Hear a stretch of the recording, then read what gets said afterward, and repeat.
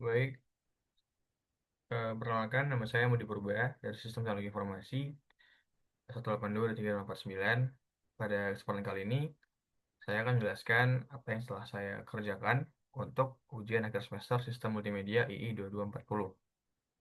Nah, pada soal disebutkan bahwa tugaskan untuk mengambil foto selfie diri sendiri menggunakan ponsel, yang kemudian dilakukan encode dan decode yang menerapkan makro blok dengan bahasa Python, kemudian analisis. Nah, di sini saya sudah ambil sebuah foto, sini foto saya, yang kemudian saya ambil bagian yang sebelah sini, ya, atau kalau di kode itu dia adalah 88,50 dalam bentuk makroblok. Nah, sebelum kita mulai, ya, saya akan sedikit menjelaskan dulu sebenarnya alur pemahaman ini bagaimana sih di code encode ini.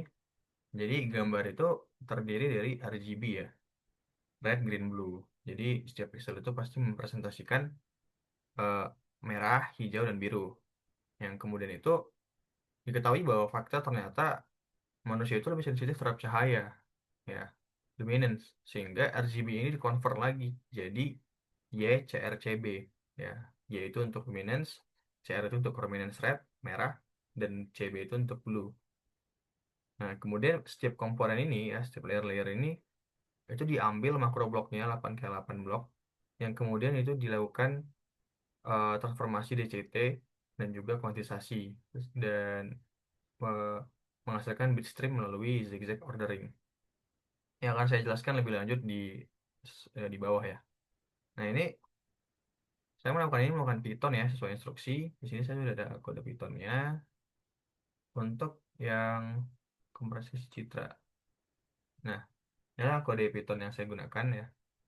Mungkin saya nggak akan jelaskan secara ringkas, secara full, tapi secara ringkas saja. Jadi itu prosesnya itu adalah kita masukkan gambar, ya, kemudian di gambar ini dia akan melakukan encode decode dulu, ya. Tapi sebelumnya dengan cara mengubah dulu dia menjadi YCB. Nah, ini, ya, ada blok Y, ada blok, ada CB, ada blok CR. Kemudian dia melakukan encode decode melalui DCT blok, kodisasi, dan juga zigzag. Ya, di kode dia dibagi lagi antara si YCR, isi Y, dan CRCB. Karena sejatinya CRCB ini kan akan mengalami subsampling 4:2:0, ya. Jadi akan ada perbedaan proses lah. Nah, kalau misalkan kita run, akan menghasilkan hasil seperti ini. Ya, ini hasil yang sama seperti yang di dokumen tadi, ya. Kita pakai dokumen aja. Secara kasat mata kita bisa lihat nih bahwa ternyata gambar original di sini itu terlihat lebih mengkotak-kotak, ya, lebih nggak ngerata. Sedangkan kalau misalkan yang direkonstruksi itu udah lebih halus. Hmm. Itu udah transisinya udah lebih halus lah. Kalau misalkan kita lihat di sini ada juga eh, peta perbedaan difference mapping. Kita bisa lihat putih ini artinya itu terdapat perbedaan yang sangat jauh, yang signifikan. Sedangkan hitam itu justru nggak ada bedanya. Dan merah itu ya ada beda tapi nggak terlalu sejauh itu. Misalkan nih kita lihat yang bagian sini. Bagian sini tuh ternyata sangat jauh, ya. Bagian sini ini tuh jauh dengan yang di sini, ya. Saat dia di aslinya gambarnya kayak gini. Tapi kalau misalkan udah direkonstruksi harus hasilnya udah lebih halus nih. Nah, ini juga nih yang ini. Ini kalau misalkan di sini tuh yang kayak yang ini nih. Itu beda dengan yang di sini. Di sini udah lebih halus. Nah, kira-kira gitu lah. Kemudian secara eh, kalimat kalimat yang lebih menjelaskan itu mengatakan bahwa perbedaan ini mungkin nggak ngerata, ya, karena di sini dari mapnya juga kita lihat itu nggak merah semua, nggak putih semua, atau nggak hitam semua. Jadi itu dia dikompres sesuai dengan eh, sistemnya bekerja. Jadi kalau misalkan dia kayak gini, itu dihasilkan karena ada proses kuantisasi, ya, kuantisasi matriks Q dan QC, yang tugasnya itu adalah menghilangkan koefisien yang frekuensinya tinggi. Nah, karena kasus kita ini dia 8x8, ya, artinya itu dia nggak apa bersifat homogen lah. Di sini kasusnya hanya coklat. Jadi perbedaan besar itu muncul karena distorsi kecil yang diperbesar ya melalui proses kuantisasi. Nah, karena ada proses subsampling 4 banding 0 ya, di mana untuk CB dan CR itu dia dikurangin eh, resolusi warnanya jadi 4 kali 4. Kemudian dia di upsampling lagi jadi 8 kali 8. Hal ini yang menyebabkan si warna yang ada di sini tadi dia itu berubah dan lebih halus saat direkonstruksi. Nah, sini kita analisis ya. Di sini ada proses MSE dan PSNR. Kerusakan di kode tadi juga ada. Nih, itu di kode itu ada menghasilkan MSE dan PSNR. Kemudian ada zigzag dan juga ya itu MSE dan PSNR. Nah, sebenarnya MSE PSNR ini apa sih? Sebelum kita sana kita lihat dulu hasilnya ini ada 11,74 dan juga 37,43 desibel. MSE ini mean square error itu gunanya itu untuk mengukur rata-rata kuadrat perbedaannya si pixel yang asli dengan yang sudah direkonstruksi dengan konteks RGB. Nah, ternyata nilai 11,74 ini masih menunjukkan kesalahan yang rendah, yang kecil. Ya, sesuai lah dengan fakta bahwa blok ini homogen, coklat. Jadi, nggak akan ada pengaruh besar karena masih dalam satu frekuensi. Nilai ini juga dipengaruhi karena ukuran bloknya lah. Kan kita sini konteksnya hanya mengambil makro blok 8 kali 8. Kalau misalnya kita ambil 64 kali 64, mungkin akan ada nilai yang sangat besar untuk MSE ini. Selanjutnya ada PSNR. Eh, Sini nilai ini adalah 37,43 desibel. Gunanya ini adalah untuk mengukur rasio sinyal terhadap noise yang ada. Jadi justru kalau nilai makin besar, ini lebih bagus rekonstruksinya. Di sini kita kan 37,43. Itu tergolong sangat bagus. Karena pada dasarnya 30 aja itu dianggap sudah normal. Dan di atas 35 itu udah sangat bagus, sangat baik. Nah, nilai ini mencerminkan meskipun ada perbedaan sebelum dan sesudah di blok kita tadi, nah, dia itu ternyata masih sangat minim ya dampaknya berbedanya. Karena bisa dibandingkan dengan dinamis maksimum 255 pixel. Ya, hal ini juga sekali lagi dipengaruhi karena blok ini itu bersifat homogen, satu warna, yaitu coklat. Oke, itu untuk nomor satu, hanya seperti itu saja, singkat ya. Kita lanjut ke nomor dua. Nomor dua itu diminta kompresi video. Jadi kita membuat sebuah skenario lah, di mana penggunaan kamera digital dan kontinu itu bedanya apa, dan jelaskan juga apa gunanya encoder dan lain-lain. Kita langsung saja bahas ke soalnya, ke jawabannya. Di sini kita ada cerita lah, kita harus skenario. Kita sebut aja namanya Jan Kinamae. Ini chef terkenal dari Jepang. Dia baru-baru ini tuh nutup toko lah, karena memilih untuk pensiun dan mulai buat video tutorial masak di YouTube. Karena AdSense lebih besar katanya. Nah, sore itu, chef Jan Kinamae ini mau mulai video lah, mau mulai rekam video. Yaitu masak sushi di dapur. Ya, kamera digital itu merekam setiap gerakan tangannya dengan detail, dari pemotongan ikan, susun nasi, hingga nata sushi di piring. Nah, kemudian video ini dikirim ke internet, ditonton oleh banyak orang. Nah, sebelum kita lebih jauh, kita harus jauh dulu. Bedanya sinyal analog dan digital ini apa sih? Nah, biar lebih kebayang, kita kasih gambar di sini.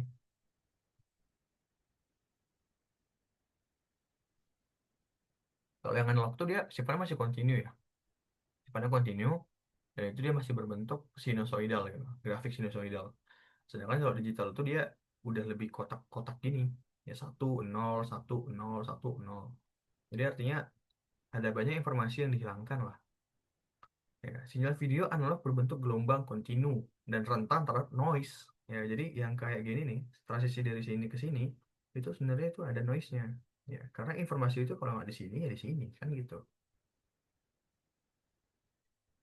Nah, satu gangguan, sedangkan sinyal digital itu bentuknya 01 ya 1010 dan itu lebih mudah dikompresi dan diproses dan lebih mudah ditransmisikan lah untuk kirim-kirim data. Nah, hal inilah yang menjadi alasan Shevchenko Kinamae membeli kamera digital. Karena sinyal digital yang dihasilkan itu memungkinkan setiap potongan visualnya dikodekan menjadi bit-bit data yang pastinya lebih stabil dan diprosesnya bisa lebih lancar lah tanpa kehilangan kualitas. Sehingga penonton dari seluruh dunia itu bisa menyaksikan keindahan nasi yang dibuatkan lembut atau segarnya daging ikan yang tidak begitu hidup. Soalnya mereka itu nonton dari dapurnya si chef gitu loh. Jadi itu digital ini dia menekankan tidak ada noise maupun warna yang bergeser karena interferensi. Sehingga tayangannya jadi lebih jernih tanpa degradasi kualitas seperti melihat langsung. Nah, ada peran penting di sini.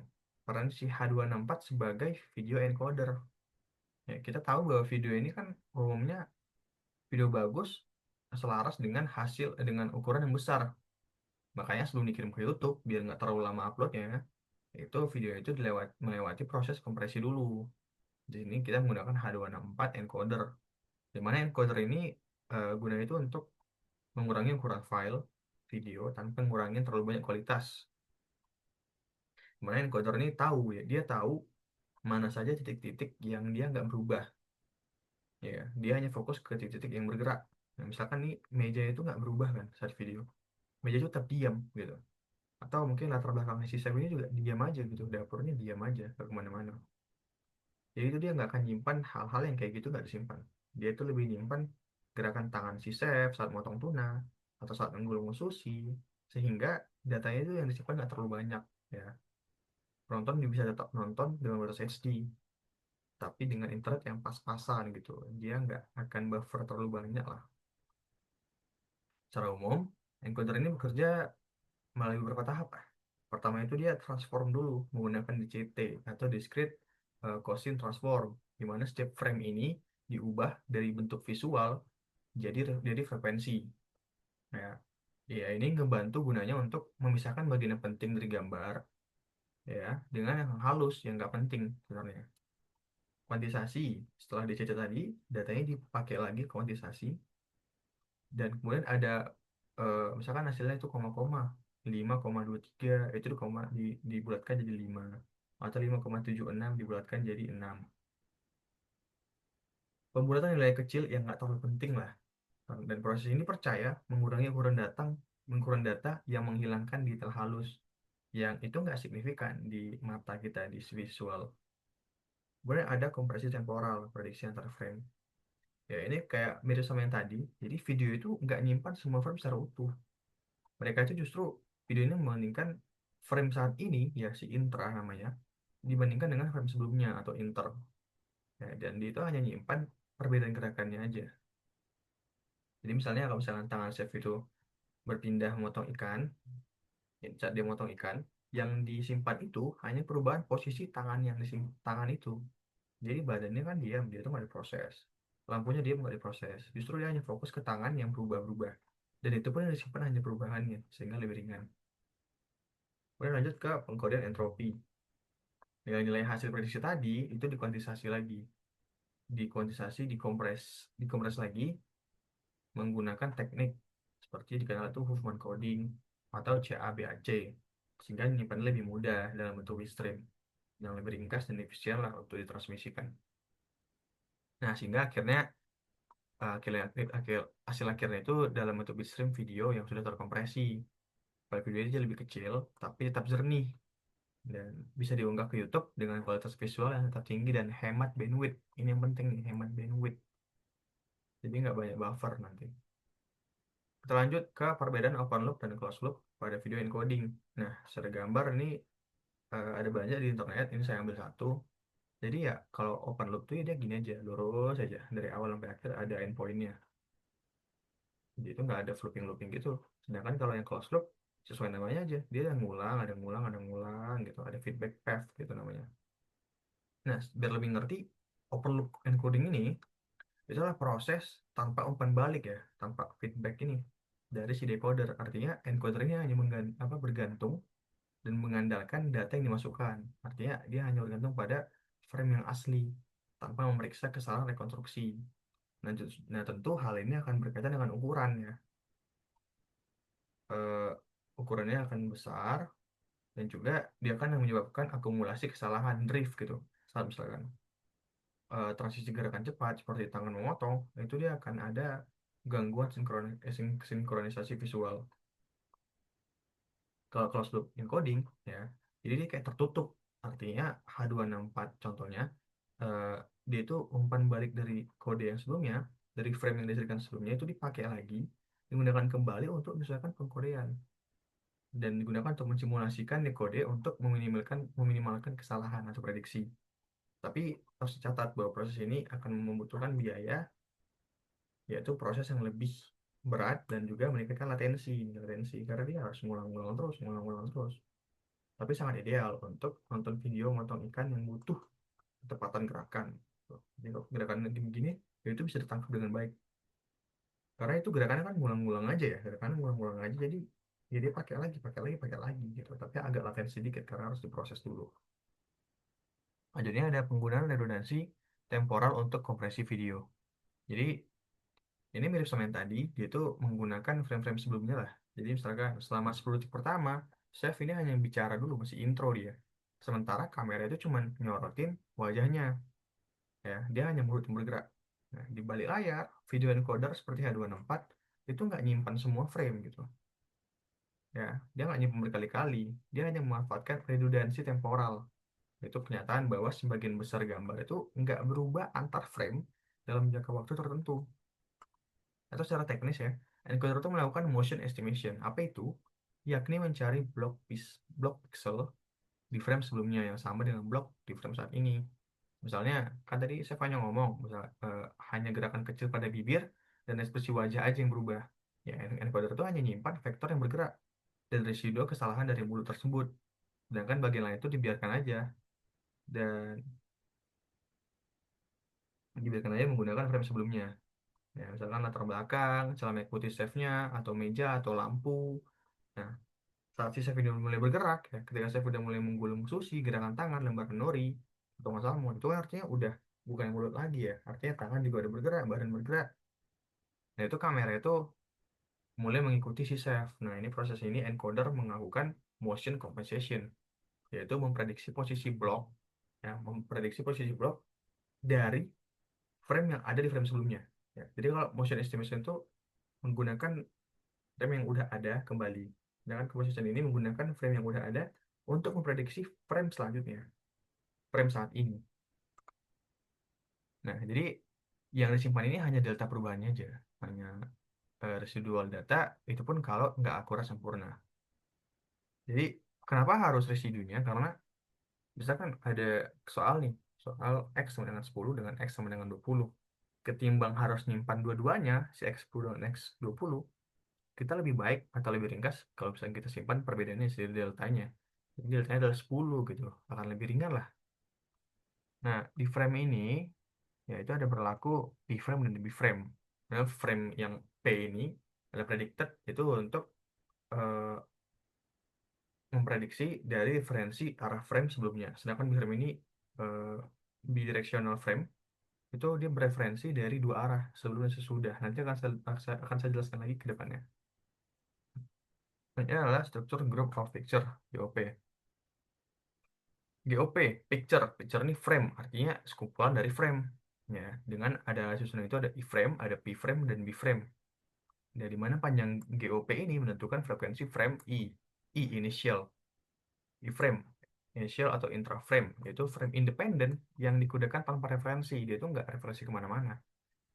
Digunakan sebagai titik awal, ya, titik utama, titik mulanya, lah, initial. Yang kemudian ada p-frame, predicted frame, itu dia digunakan berdasarkan prediksi dari i-frame maupun p-frame yang sama dengan dia dari sebelumnya. So, ya, dia itu nggak bisa dua-duanya. Beda dengan b-frame. Kalau bidirectional frame ini, dia itu prediksi dari i-frame ataupun bahkan p-frame sebelumnya dan juga sesudahnya. Dan faktanya b-frame ini yang paling ringan karena itu dia nggak bergantung, dia itu nggak harus punya modal gitu. Dia bisa tinggal nyontek dari depan atau dari belakang gitu. Lanjut ke kasus. Analisis perbandingan GOP 20 dan GOP 50. GOP 20 ya, GOP 20 berisi artinya ini eh, frame I ini diikuti oleh 19 frame P dan B gabungannya. Atau secara bahasa lebih mudah itu si I frame ini muncul 20 frame sekali. Nah, atau misalnya dalam waktu itu kira-kira 0,67 detik sekali lah pada 30 fps. Yang menghasilkan kualitas yang tinggi karena I frame-nya sering muncul. Kan, setiap 20 sekali muncul, terus muncul, muncul, muncul. Dia ini mengurangi akumulasi kesalahan pada gerakan dan video yang lebih cepat. Ya, karena di frame-nya ada terus gitu, ada terus. Jadi kalau misalnya cepet, cepet, cepet, cepet, ya itu aman. Tapi tingginya kemunculan iframe ini itu akibatnya adalah ukuran jadi lebih besar dan tapi kualitas detailnya lebih baik gitu. Kalau GP50 ya sama aja. Artinya dia I-nya itu muncul 50 frame sekali atau diikuti 49 frame P dan D gabungan. Atau kalau misalnya dalam waktu itu kira-kira 1,7 detik lah dia munculnya. Dengan konteks 30 fps ya, 20 frame per second. Nah, karena jarak ini besar ya, antara frame ini besar, kualitasnya lebih rendah. Kualitasnya lebih rendah, kesalahan prediksinya jadi bertumpuk, menyebabkan ada artefak pada gerakan kompleks atau cepat gitu. Prosesnya ini agak lama kalau misalkan kita memajukan. Misalkan kita mau nonton video YouTube, kita kan sering kayak nge-skip 10 detik, 10 detik, atau balik 10 detik. Nah, itu dia agak lama prosesnya, karena acuannya si iframe tadi itu sedikit, ada 50 frame dulu.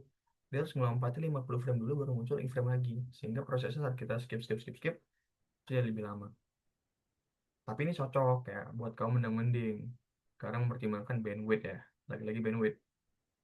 Nah, kesimpulannya, GOP20 ini, atau yang bahkan lebih kecil itu sangat cocok untuk siaran tutorial chef dan kinamae karena karena memprioritaskan kualitas gerakan tangan dan potongan sushi dan navigasi yang lancar ini yang penting karena kan konsepnya kan video tutorial artinya penonton pasti akan sering maju mundur kemudian sesudah atau sebelumnya. Nah tapi ya harus punya modal lebih ya bandwidth lebih gitu. Lanjut ke soal ketiga, kita harus melakukan kompresi audio ya. Tadi habis gambar video sekarang audio. Ya, kita harus punya dummy dulu ya. Sini saya udah punya dummy, saya sudah sematkan di sini dan ada juga kodenya ya. Nah, mungkin kita bisa lihat kodenya dulu. Kodenya itu ada di kompresi audio. Ya, sini saya namakan videonya itu sebagai audio.wav yang nanti akan berubah jadi MP3. Ya, videonya ini suaranya gini.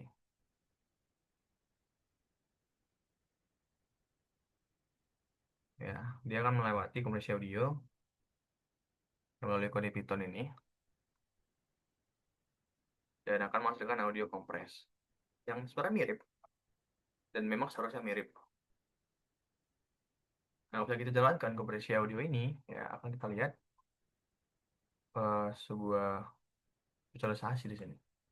Ini sebenarnya udah saya taruh di dokumen ya.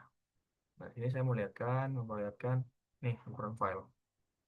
Ukuran filenya, oh sorry, ukuran file ini sangat jauh ya. Dia itu bisa kompres hampir berapa ya ini? Bisa hampir 18 kali lebih ringan, sangat jauh.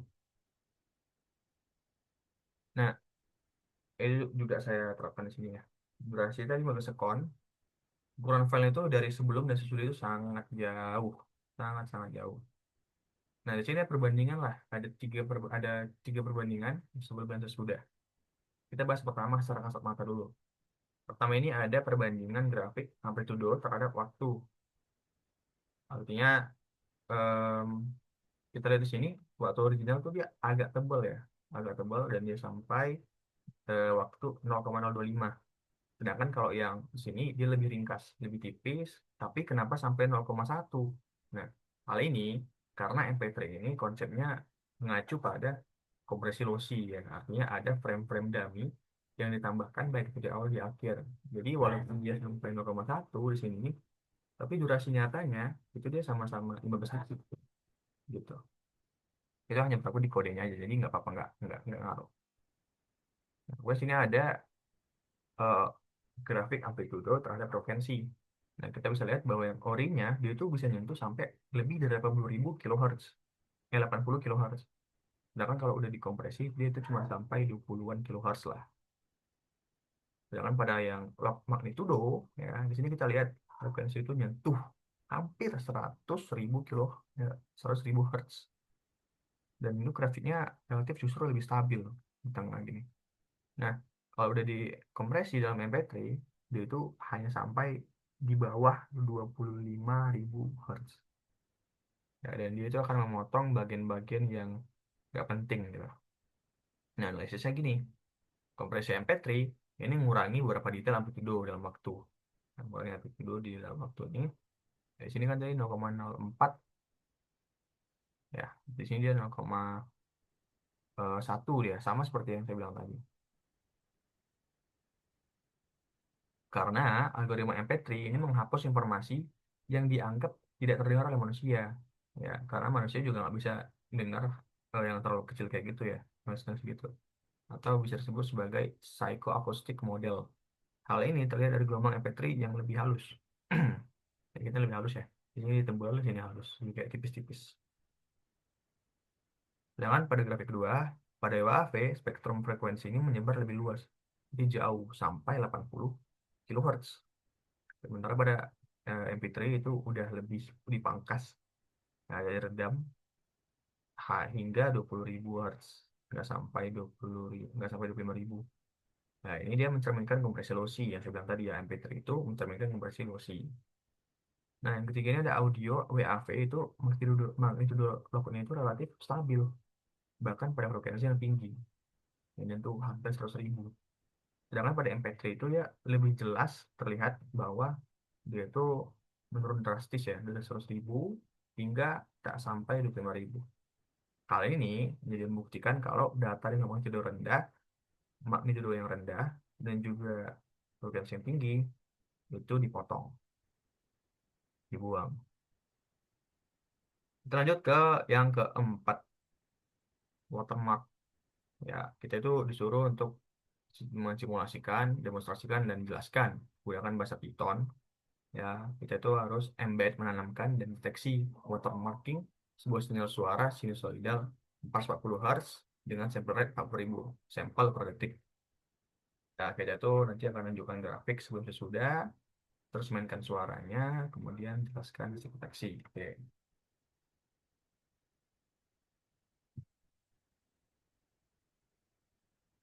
Yang nomor 4, sinyal suara 440 Hz, sample rate-nya 40.000 sampel per detik, dengan, jadi saya coba baca. Di sini tuh kita harus menggunakan sheet bulan dan tanggal kelahiran. Ya, kelahiran saya 15 Juni. Di sini sheetnya adalah 615. Ya, dan kita menggunakan bobot watermarking yang bebas ya, minimal dua buat yang berbeda. Tuh, saya menggunakan 0,01 dan juga 0,05. Nah, mungkin kita coba masuk ke Python dulu lah. Kita coba masuk ke Python. Itu saya masukkan ke kode yang watermarking. Dan kita jalankan. Nah, ini akan ada seperti inilah. Ini udah saya masukkan ke kode juga, ke dokumen. Mungkin saya gunakan dokumen aja biar lebih mantap lah ya. Nah, di sini secara visual ya, secara kasat mata kita lihat bahwa sinyal aslinya itu ya ini, dia bersih aja gitu.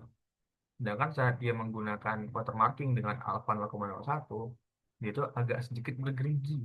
Tapi nggak bergerigi itu. Dia ya cuma agak sedikit lebih tebal sedikit, dan secara kasat mata ya dia itu nggak merepresentasikan watermark. Sedangkan saat dia alpha 0,05 itu langsung kelihatan. Nah, ini udah lebih bergerigi. Ini apa maksudnya ya? Nah, ini nanti langsung menyimpan informasi di dalamnya.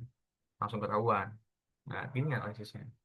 Watermarking adalah proses menyisipkan informasi tersembunyi. Ya, jadi melalui audio kita bisa menyisipkan informasi tersembunyi. Ya, sebuah sinyal, ya ke dalam sebuah sinyal, dalam konteks ini audio, sehingga datanya itu, ya, datanya terdengar eh, normal. Artinya saat audio ini dijalankan, ya itu terdengar normal aja. Kita nggak tahu ternyata dalam itu ada sesuatu yang lain. Namun itu bisa dideteksi atau diekstraksi jika dibutuhkan dan jika kita ketahui seatnya. Makin kecil bobot watermark ya, makin kecil bobot watermark si A-nya ini, alfanya, maka semakin sulit pula mendeteksi watermark dan kualitasnya itu nyaris tanpa gangguan. Jadi kalau auto watermark yang kecil, kualitas saat dia menggunakan yang asli dengan yang tidak, dengan yang menggunakan watermark itu kayak hampir nggak ada bedanya lagi di kuping kita, di telinga kita. Tapi ketahanannya terhadap manipulasi sinyal rendah itu berkurang.